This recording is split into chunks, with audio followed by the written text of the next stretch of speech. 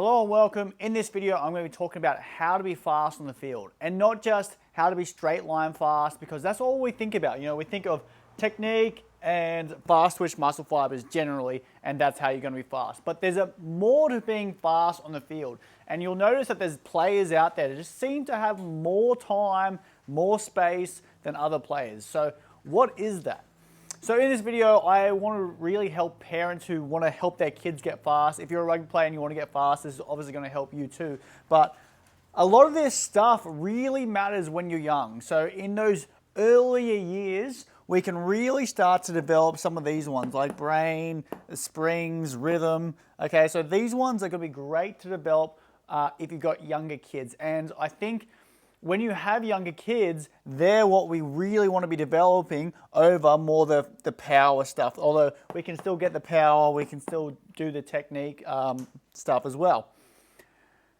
But in that early ages is our best opportunity to really start doing this. The more we can do this, the brain processing, and I'm going to go into this a bit more, the better they're going to be. So what is the brain processing? Okay, so fast on the field. So when you think about being fast, you think of people that, you know, just straight line fast. But there's so much more. So you have your brain processing, you have your springs, which is like your ligaments, you have your rhythm. Okay, a big one is rhythm. We don't even think about rhythm really. You have your technique and your change of direction. Okay, they are the big ones where it's going to actually make you fast on the field. And that goes for every single position.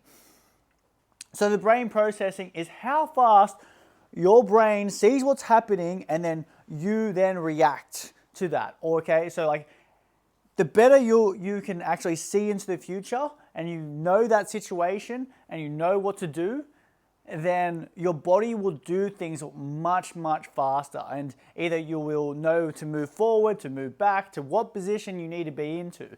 So the brain processing speed is a really big one. And the best way to actually get your brain to start working better, and this is a big one for kids, is we need their brain to be absolutely firing, is they need to play. They need to play more sports.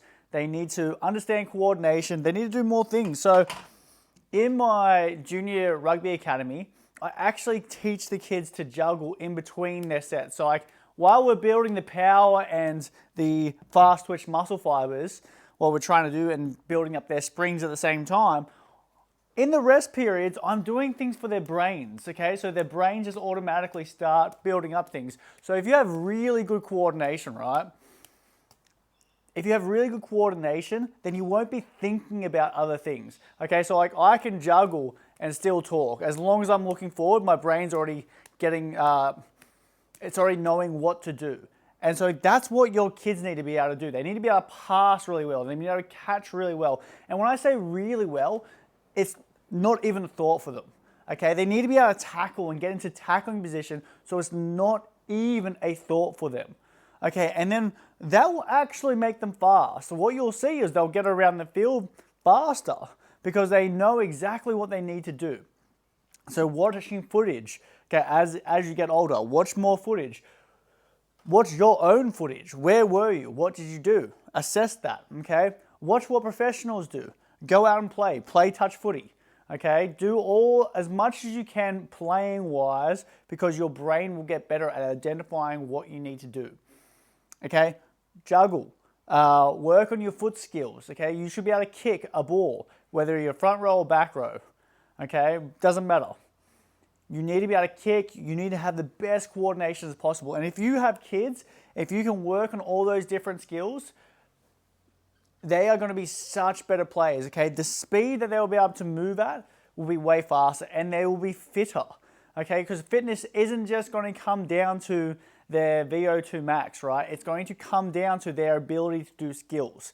And the brain uses a lot of your energy. So if you are doing skills and you're not thinking about it because you have done them so many times through play, through structured sessions, so like our tackling programs, it's structured sessions where we're doing structured specific tackling drills where we do them over and over and over again. So they drill it into their brain and then we make it a game. And that game is the play part of where they really do their learning. Okay, and so like that is the brain processing speed which will help them be fast. And it's just going to help them identify areas. Like, you'll start seeing kids identify space, okay? And that is all brain processing. And that is the biggest, is how fast your eyes work. Honestly, that is the biggest. So like doing things to help improve that is going to be massive for them.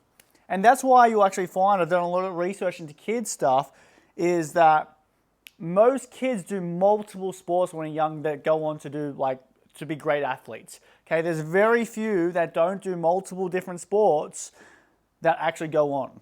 Okay, and the only exception was Tiger Woods. I think he's like one of the main exceptions. Everyone else does multiple sports. And that's that brain processing speed, okay? So like playing multiple sports is going to help them, but doing sports that are obviously similar, okay, where they're to rugby union, rugby league, playing more touch, okay, is going to help a lot. All right, let's get away from that. Let's get into your springs. Okay, so this is a big one, especially when you're young, because this is where you can really develop some springs, okay? The more play, the more bounce, the more jumps that kids can do, and this is where, you know, they're way less likely to get those tendon injuries. When you get a bit older, you have more weight.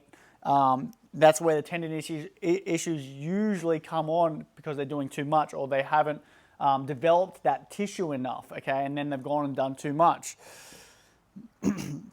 It starts off by doing things easy, right? So doing little jumps, teaching kids how to hop, okay? So you might have, I'm going to go here, your hops, okay, into your bounds. I'm not sure you can read that, but hops into your bounds, broad jumps, playing basketball, doing things of that nature are going to really help out your ability to build your springs, okay? And that's going to help out for things like your ankle stiffness, okay, in your sprint technique. And that's what you need to be able to have, is in your technique, you need to be able to have stiff ankles. So when you hit the floor, okay, your foot isn't losing that power. Let's go to rhythm. And so, yeah, actually springs, it's all your different plyometric training. And then rhythm. Okay, so your rhythm is just how you move in space and time, all right? So things like doing skipping. So like a lot of my clients will notice I give a lot of skipping, okay, whether you have a rope or not. Just being able to skip. A rope is good because it gives you that rhythm, all right? And also it gives you a chance to build those springs. Those things are going to help you move through space and time. And this is a really easy one you can like build up with kids, obviously, because like, you know, you can build it up with adults too, but kids seem to pick it up a lot faster, all right? And it's probably just the neuroplasticity of the brain. So doing your jump rope, your skips, things where they have to time things and move. So you'll actually notice that a lot of jiu-jitsu guys or jiu-jitsu kids will have a lot of rhythm. They're able to move in space and time, right? So giving them tools like doing wrestling, like doing jiu-jitsu, like doing skipping and hopping is going to actually help out their rhythm too, all right? Dance could be another big one if you wanted to. Like if you wanted a kid that was a really good sidestepper or turn them into a really good sidestepper, you would put an extracurricular, maybe a dance class in there once a week. I know it sounds a bit funny, but honestly, it would make a really good footballer. Okay, because their rhythm would be really good. It would also build up their springs at the same time. It would also build up their brain processing speed. Okay, and this would all come onto the field as well. All right, and then we have our big ones, obviously. Okay, so we've got our fast twitch muscle fibers and we've got our tech. So your sprint technique, which is not something that you build up in like one session or even 8 weeks. Like, yeah, you can change your technique, but you have to build up your springs. You need to build up your fast twitch muscle fibers. So what I'm looking for with your sprint technique is how they take off. What shin angle can they run at? So in that first takeoff, you want those low shin angles and we want those stiff ankles so you can get that drive and get it back down to the floor fast. And it's like, where is your knee? Where are your arms? So a lot of kids, especially, won't run very well with their arms these days. I always find that they're a bit wonky. And they don't use their arms very much. So using their arms, being able to keep stiff ankles, being able to bring their stride down. So when you're mid-stride, is can you bring it down under your center of mass? Because a lot of kids will have out in front of their center of mass and they'll land on their heel, okay, because either their springs aren't strong enough, okay, or they haven't learned to do that, okay? So like a lot of long distance, you would be landing on your heel, you'd be heel striking, okay? Much easier type of running. But for sprinting and speed, you're going to be landing more on that midfoot, and you're going to be powering off with really stiff ankles.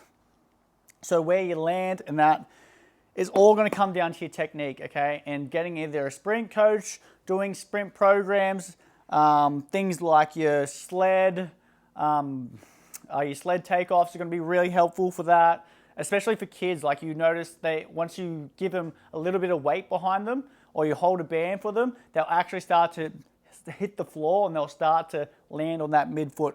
So for all footy players, I always give them some sort of like weighted sled pulls. Okay, very light, but doing their sprints with it. Even doing your heel run, so running up hills, you can do wickets. There's all sorts of things. I don't often give wickets just because other people find it hard to set up and most people don't have wickets. Okay, but it's something that can be done. So things that help out your technique will obviously be your springs, so your hops, your bounds. Being able to get into that hopping and bounding is going to build up your ability to then do that properly. Okay, and obviously your rhythm is going to help that too. Change of direction, so COD. Change of direction is a big one. You'll find that eccentric quadricep strength is going to help out change of direction a lot, but just learning and practicing change of direction, you will do that. So even just doing things where you run, you sprint 10 meters and be able to step on a 45 and hold that pace without losing pace is a really good one, because that's really applicable for rugby. Doing your curved runs, or a circle run. So like if you think about a soccer pitch, they have a circle in the middle, and if you can get players to sprint around that and hold their pace, it's actually a really good one for their change of direction, be able to run on the angles. So fast twitch, I put that down the bottom because this is a really genetic one, okay? So it's like, this goes for building muscle too. How much muscle you're going to have depends on how much fast twitch muscle fibers you actually have, okay? And we're all born with a certain amount of muscle fibers.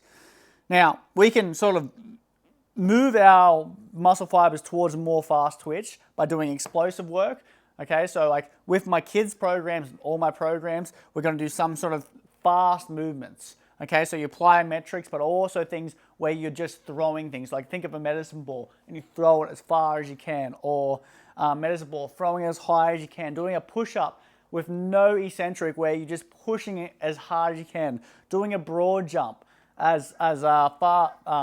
jumping as far as you possibly can in the broad jump. All these things, right, are going to help move to a fast twitch. If you're into your weights, doing your Romanian rhythm squats fast, okay? Doing your squat jumps fast, doing your clean shrugs, which is not quite fast twitch, but roughly it's in your speed, okay? Doing all those sort of things is going to help out those fast twitch muscle fibers, all right? So you think about our speed.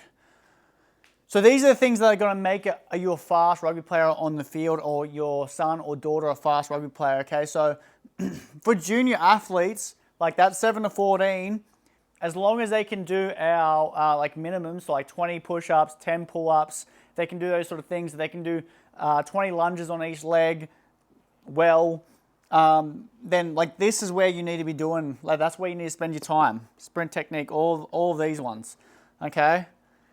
Because if they can do that strength stuff, then they should have enough power pound for pound already.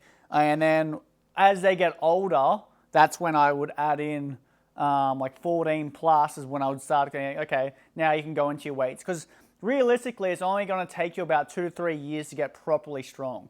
Okay, if you have a proper program, 2 to 3 years, you'll be not maxing out your strength, but you'll be near it. Okay, like after that, like your gains will slow down a lot, and like it'll just be slow gains. Okay, so don't be too worried about their strength levels between 7 and 14. Just think about it like, can they move that? Can they dominate their own body weight? Okay, and that should only take 1 or 2 sessions a week, and short sessions. Okay, that shouldn't take very long. And if you're going to do that, build up all these things at the same time. Okay? And then if you're older than that, you should still be working on these things as well. Okay? So like if you're 14, 17, or even if you're 20, okay? Maybe if you're 30, you can add some skipping into it, get yourself a bit more rhythm. All right? I know I could use some more dance floor moves. Not that I go out very often, but you can build up more springs, okay? If you're older, you might need to start lighter. You might need to start with pogos, but just really light ones where you just get off the floor and just building up those reps, right? Like you might not be able to do anywhere near as much. Over time, you can still build that up. Even if you're older, you can still build those springs, okay? It's just gonna take a bit more time. You can still build up your brain processing speed too. Like if you're older, you can still learn how to juggle. You still get a ball and work on your passing. Make your passing so damn good that you don't even think about it. You can still do that as an older athlete. But as a kid, obviously, it's easier. Yeah, so yeah, I think I covered a lot there. There is a lot to that. I just wanted to get through to you, like kids, focus on this. You don't need to focus on the strength stuff yet. Like you should be able to dominate your body weight. And you should be able to do some power stuff as well. But yeah, I have a tough time when parents come to me and they're like, I've got an 8-year-old, when can I start them on weights? I'm like, why do you need to start them on weights? Like, I bet they can't do all this stuff yet. And if you want good rugby players, then yeah, dominate the skill aspect of rugby at that age. Then when they get older and you're older, yeah, let's get you stronger, let's get you more powerful, let's really work on that while working on this stuff too.